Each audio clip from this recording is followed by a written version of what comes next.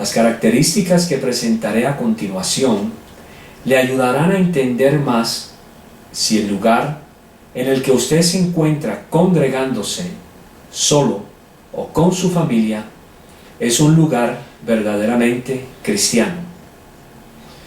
Particularmente en Colombia, cada día aumentan más y más las quejas de personas que se han sentido manipuladas, estafadas, robadas en iglesias, congregaciones o denominaciones llamadas cristianas. Aunque no todas las iglesias llamadas cristianas caerían dentro de lo que sucede a diario, sí existen algunas en cabeza de sus líderes que practican tales cosas y más. Para saber en qué grado de engaño se encuentra una persona o personas dentro de una iglesia llamada cristiana, debemos entender primeramente el significado de algunos términos, como los siguientes: manipulación, estafa y robo. Manipulación: acción y resultado de manipular.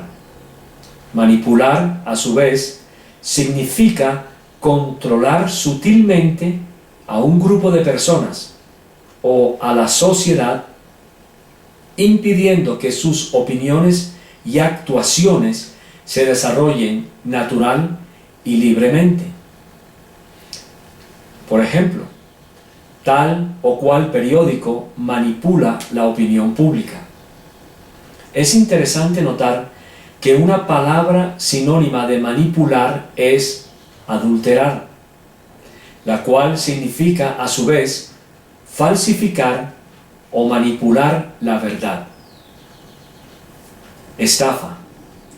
En derecho, esta palabra significa delito que comete el que mediante engaño, abuso de confianza o uso de su cargo se lucra indebidamente.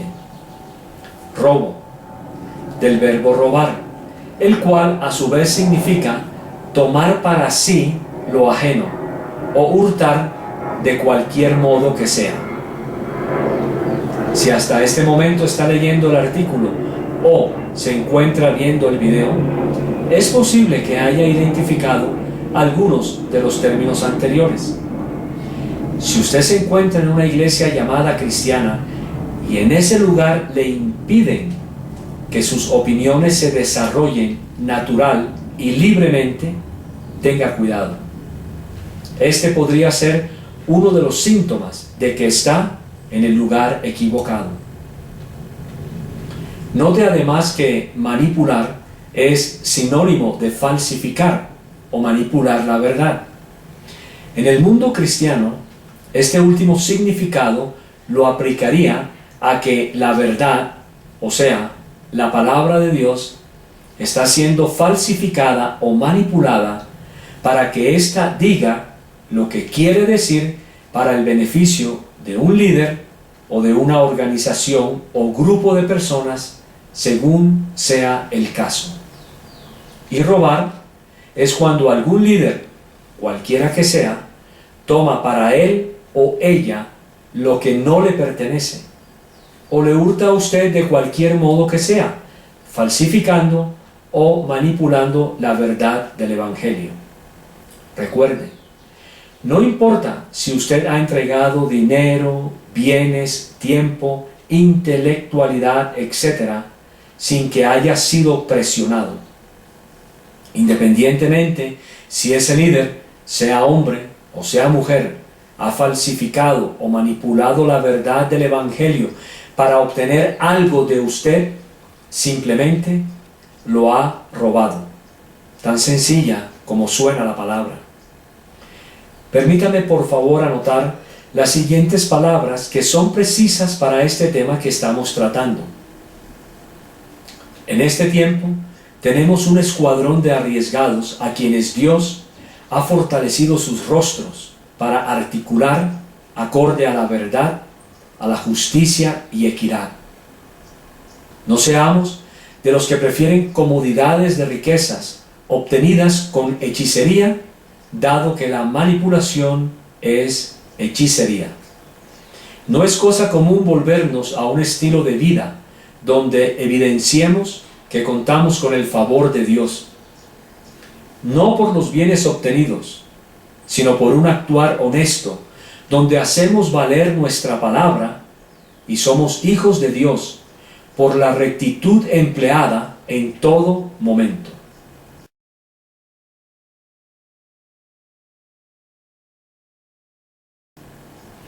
Pero, ¿cómo podría saber una persona si está o no en un culto cristiano? ¿Existen algunas características que nos ayudarían a identificar un verdadero culto cristiano de uno falso? ¿Y cuáles podrían ser algunas de esas características? A muchas personas no les gusta preguntarle a alguien si es o no cristiano. Si lograra obtener una respuesta afirmativa, ¿cómo podría usted identificar a tal persona como un cristiano?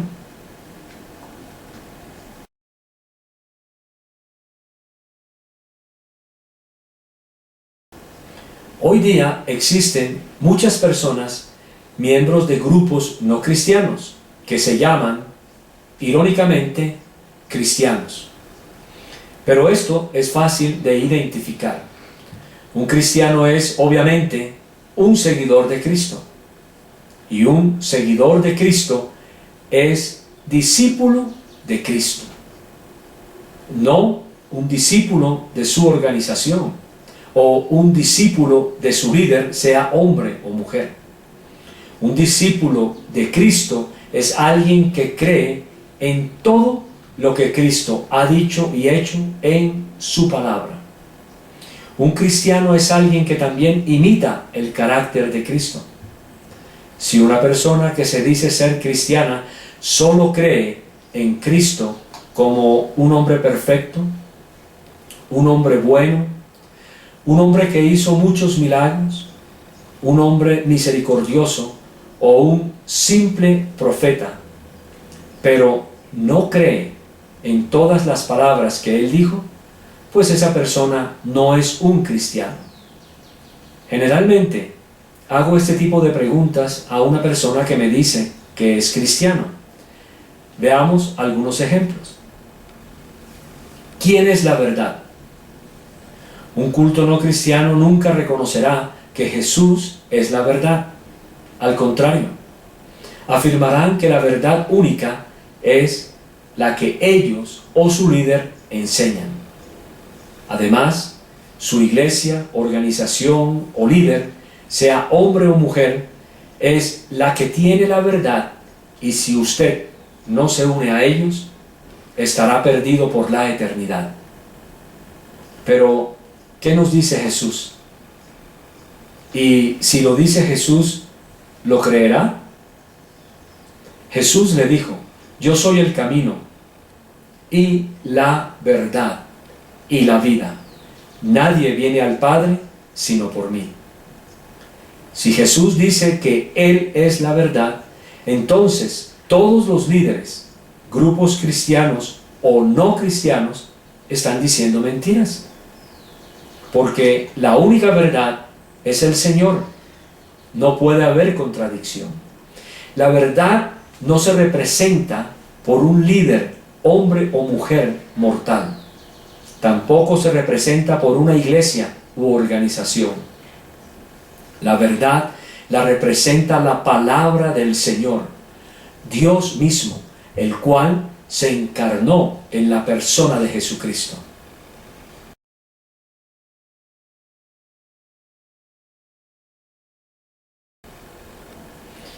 Porque hay un solo Dios y un solo mediador entre Dios y los hombres, Jesucristo, hombre. Los cristianos solo necesitan a Jesús para llegar a Dios. El grupo o persona que afirma que necesita a alguien más o algo más para llegar a Dios o al mismo Jesús está mintiendo.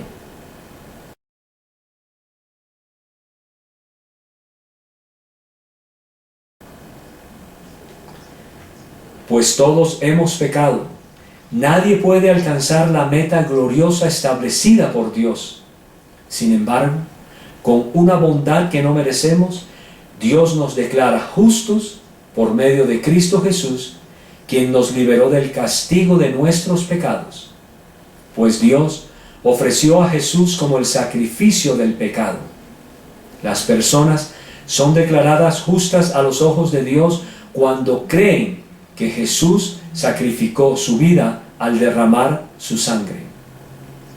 Ese sacrificio muestra que Dios actuó con justicia cuando se contuvo y no castigó a los que pecaron en el pasado, porque miraba hacia el futuro y de ese modo los incluiría en lo que llevaría a cabo en el tiempo presente. Dios hizo todo eso para demostrar su justicia, porque Él mismo es justo e imparcial y declara a los pecadores justos a sus ojos cuando ellos creen en Jesús.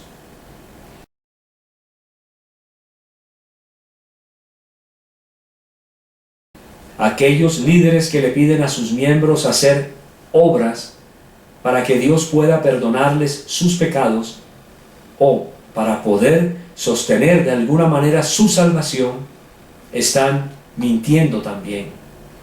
El cristiano verdadero ya ha sido liberado del castigo eterno de nuestros pecados, delante de Dios, solo por medio de Jesús.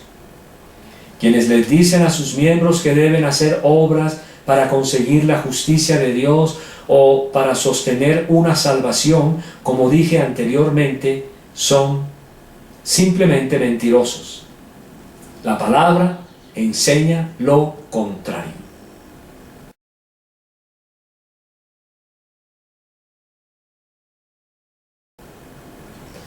Juan 10:30 registra las palabras de Jesús: yo y el Padre uno somos.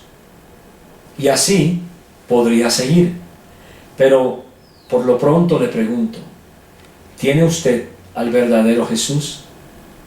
¿Tienen los miembros de su organización o iglesia o congregación al verdadero Jesús? Lo que piensan sus hermanos acerca de Jesús es demasiado importante para saber si usted está o no en el lugar equivocado. Si no apoyan la simple doctrina de quién es Jesús presentada anteriormente, mi consejo es: salga de ese lugar. Esas personas no tienen al verdadero Jesús.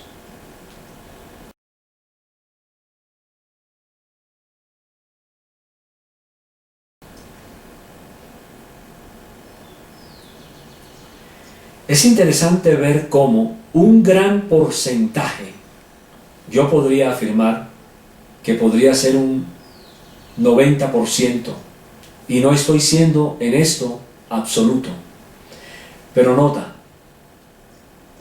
un gran porcentaje de miembros de una iglesia, grupo u organización no tienen la más mínima idea de lo que sus organizaciones piensan o en lo que ellos creen. Conocerlo después puede ser demasiado tarde.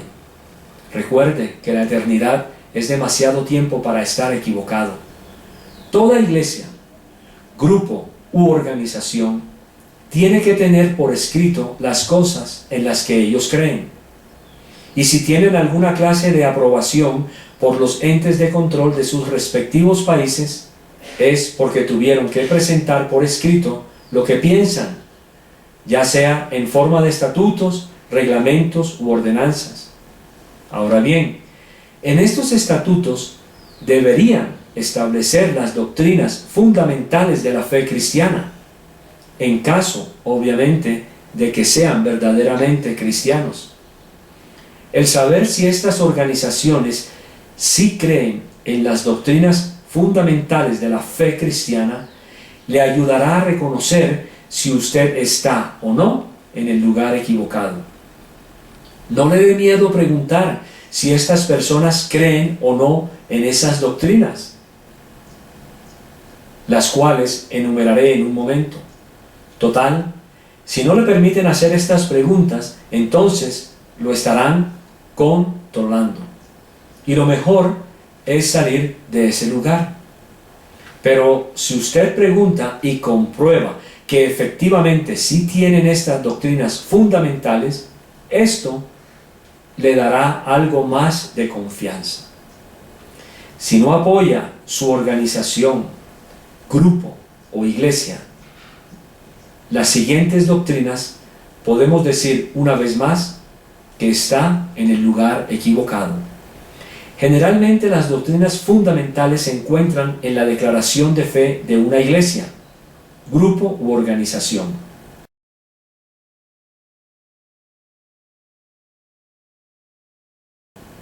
Si no ve estas doctrinas exhibidas en algún lugar dentro de la iglesia, pregunte por ellas, ya que estas doctrinas deberían, como afirmé anteriormente, encontrarse en los estatutos de esa iglesia, grupo u organización. Recuerde además que los estatutos del lugar donde usted se congrega no son privados, son de carácter público y deben darse a conocer a todos y cada uno de los miembros de la iglesia o a las personas que tengan intención de adherirse a ese lugar. Si le responden que usted no es miembro de ese lugar y que no tiene derecho a leer los estatutos de ellos, tenga cuidado. Mi consejo es nuevamente, salga de ese lugar. ¿Por qué? Porque el acceso a esos documentos no debe ser privado. Con relación a las doctrinas fundamentales ortodoxas cristianas, debe tener en cuenta lo siguiente.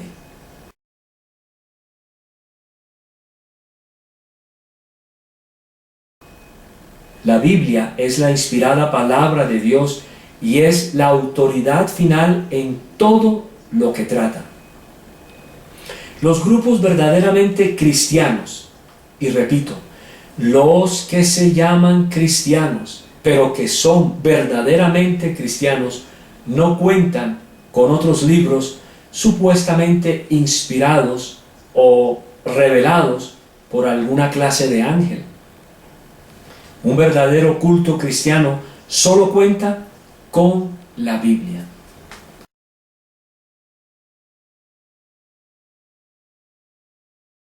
Repito, un cristiano verdadero solo tiene la Biblia, ya que ésta es suficiente y autoridad final en todo lo que trata.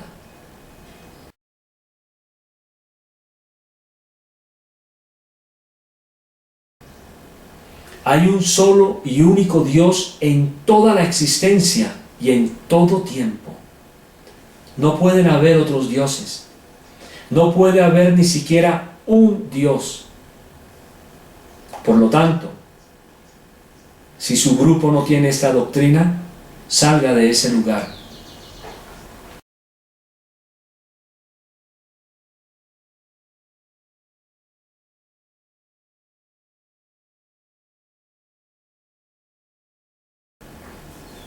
La doctrina de la Trinidad, que afirma que hay un solo Dios en tres personas, eternales y distintivas. Y estas tres personas son Dios Padre, Dios Hijo y Dios Espíritu Santo. Tres personas distintas, pero un solo Dios verdadero. Si a usted le enseñan que la Trinidad son tres dioses separados, ojo con eso.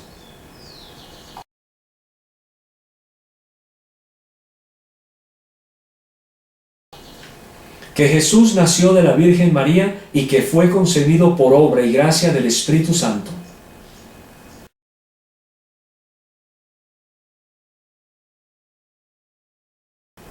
La deidad de Cristo. Jesús es tanto divino como humano y que todavía como mediador es hombre.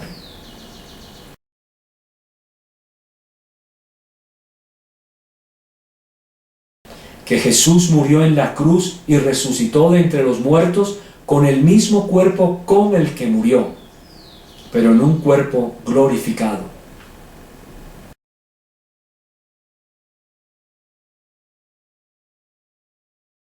que la salvación es por gracia, por la sola fe, no por fe, mas un bautismo. Tampoco es por fe, más obras, o fe más todo lo que yo pueda hacer. Los cultos no cristianos rechazarán todos o casi todos los puntos antes enumerados. Tenga cuidado.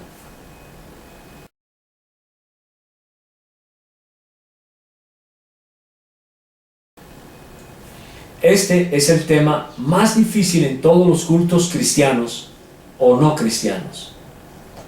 Un verdadero culto cristiano nunca exigirá ni el pago de diezmos ni el pago de ofrendas.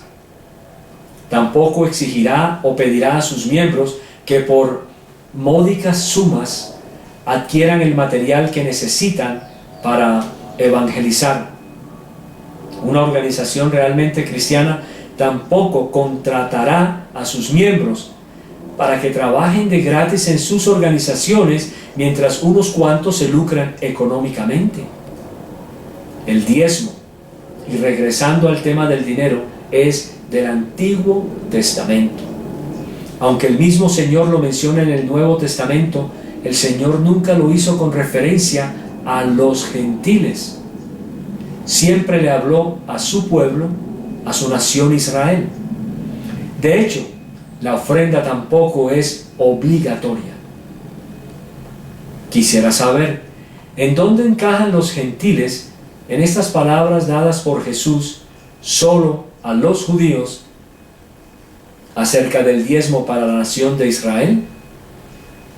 Mas ay de vosotros, fariseos, que diezmáis la menta y la ruda y toda hortaliza, y pasáis por alto la justicia y el amor de Dios.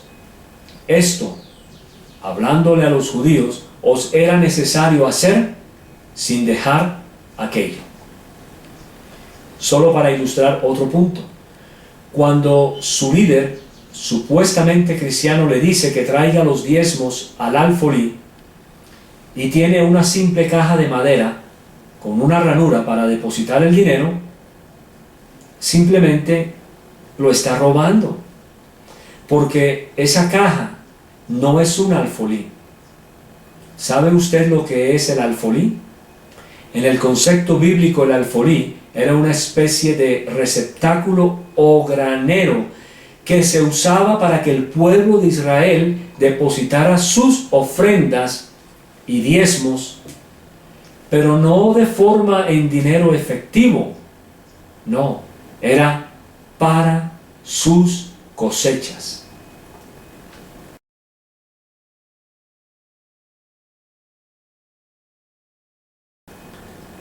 La famosa siembra no es bíblica, y menos la siembra de dinero. Las veces que la palabra de Dios usa la palabra o menciona siembra, se refiere particularmente en el Nuevo Testamento a la palabra, nunca acerca de dinero.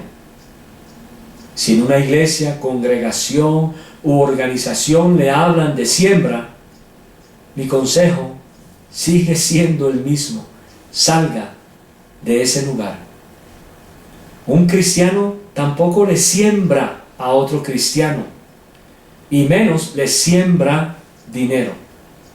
Si su líder le menciona a usted, o los secuaces del líder le mencionan que su pastor o pastora tiene una necesidad de cambiar su carro o su apartamento o su casita porque ya no puede vivir ahí, porque le queda muy incómoda y como sierva de Dios necesita algo más grande, o que tiene necesidad de un mercadito y que usted, al sembrar en él o ella, recibirá el 100% o el 70% o el 30% de su inversión, porque esa es su obligación debido al esfuerzo que ellos hicieron al sembrar en usted. Ojo con eso.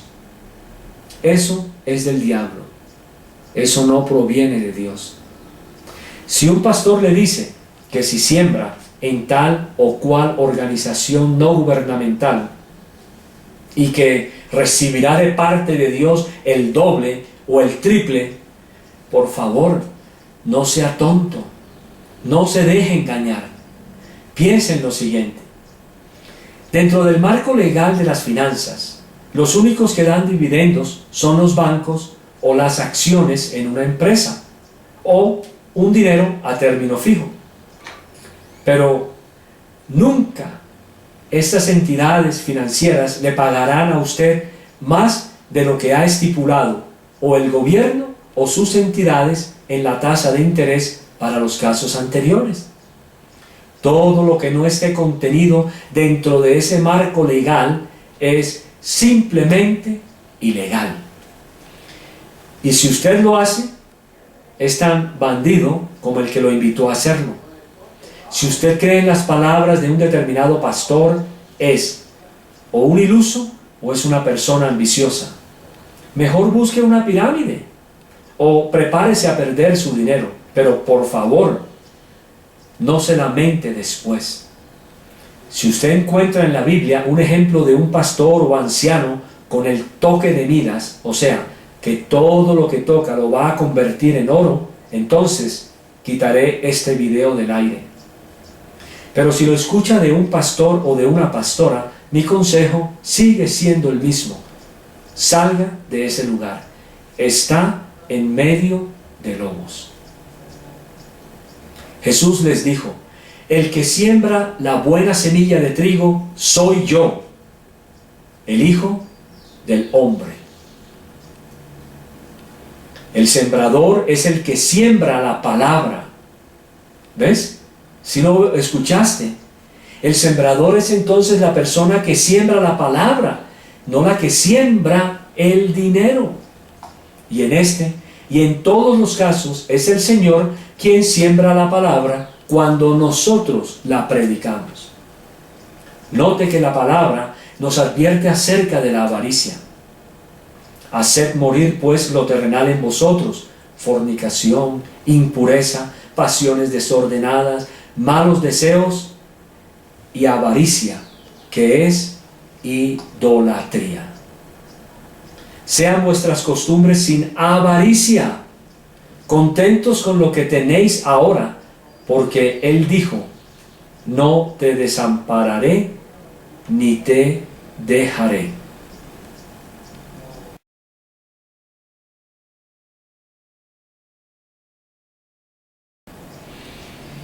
Esta es otra manera de cómo los lobos vestidos de ovejas le roban a los incautos. Dios hizo dos pactos, el del Antiguo y el del Nuevo Testamento. Y este último lo selló con la sangre de su Hijo, la cual fue suficiente para obtener todo lo que un hijo de Dios necesita. Y en ambos casos, Dios fue quien inició estos pactos. Nunca estos pactos fueron iniciativa del hombre. ¿Qué le hace a usted pensar que una criatura, así sea llamada hija de Dios por la adopción, va a presentar ante Dios un dinero para pactar por la salvación de un miembro de su familia, para pactar por una enfermedad, una casa, un carro o la beca? Si tal hace usted, discúlpeme, es un ignorante de las Escrituras.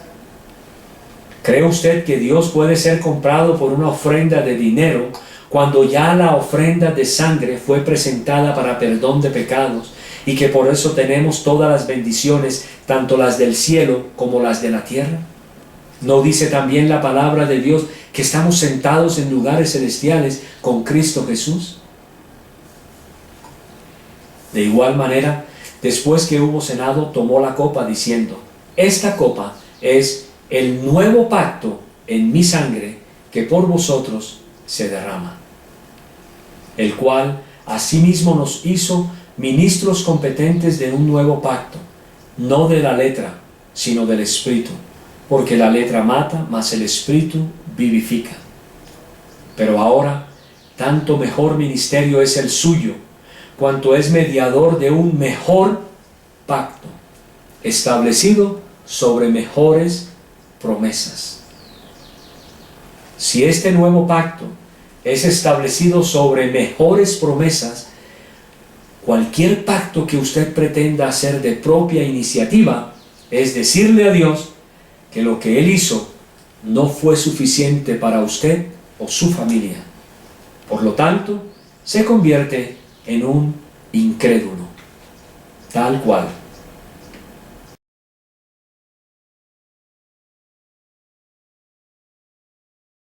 Está asistiendo a una iglesia donde de entrada y sin conocerlo le dan profecía a sus oídos o a viva voz. Permítame decirle que eso de darle profecía a las personas a los oídos cuando lleguen a las congregaciones cristianas modernas no es bíblico. Ni en el tabernáculo, ni en el templo en Israel, ni en las sinagogas o en las iglesias del Nuevo Testamento, los hermanitos o las hermanitas se paraban en las puertas de acceso a esos lugares a darles profecía a los que llegaban. Pregunte por la base bíblica de esa abominable y maldita mentira de algunos cultos y líderes mal llamados cristianos. Si hoy en día se aplicara la ley como en el Antiguo Testamento, estos mal llamados profetas debían morir apedreados. Si aparece alguno que diga traer un mensaje de parte de Dios y que en realidad no haya sido enviado por Él, deberán matarlo. Lo mismo deberán hacer con cualquier profeta que aparezca con mensajes de otros dioses. Ahora bien, si ustedes se preguntan cómo saber si una persona trae o no un mensaje de parte de Dios, siga este consejo. Si el profeta anuncia algo y no sucede lo que dijo, será señal de que Dios no lo envió. Ese profeta no es más que un orgulloso que habla por su propia cuenta y ustedes no deberán tenerle miedo.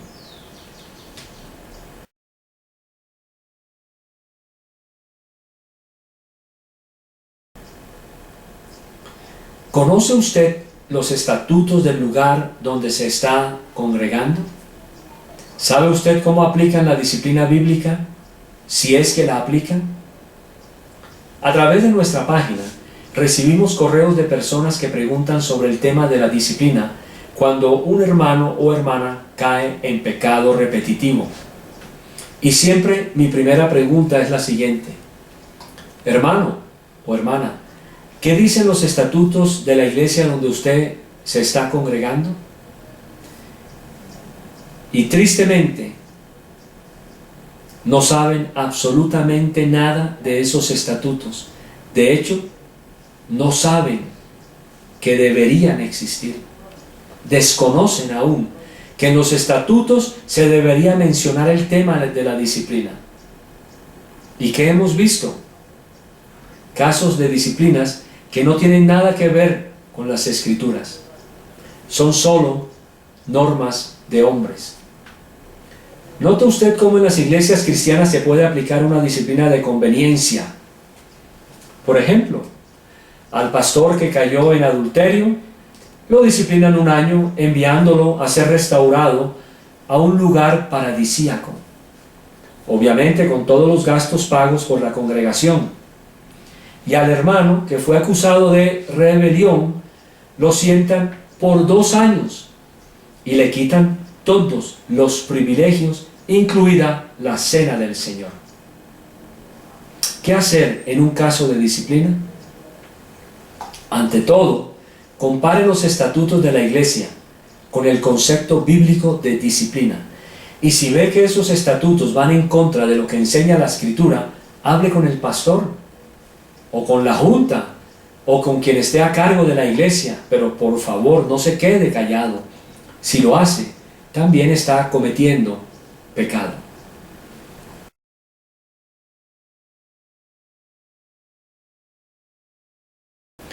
Los anteriores puntos son solo algunos de los tantos problemas que se presentan a diario en las congregaciones llamadas cristianas y obviamente las no cristianas. Más adelante ampliaremos cada uno de los temas, profundizando en las Escrituras lo que se debe y lo que no se debe hacer. Tristemente, muchos que se llaman cristianos, que creeríamos que aman verdaderamente al Señor, son sometidos, volviéndose dependientes de simples mortales que se llaman a sí mismos pastores, porque no tienen conocimiento de Dios. Cuando Dios creó el mundo, dijo que brille la luz donde ahora hay oscuridad. Y cuando nos permitió entender la buena noticia, también iluminó nuestro entendimiento para que por medio de Cristo conociéramos la grandeza de Dios. ¿Conoce usted la grandeza de Dios por el único medio que nos mostró en Jesucristo? ¿O cree usted que es su pastor, pastora u organización quien le dará a conocer esa grandeza? Si así lo cree, recuerde una vez más, la eternidad es demasiado tiempo para estar equivocado.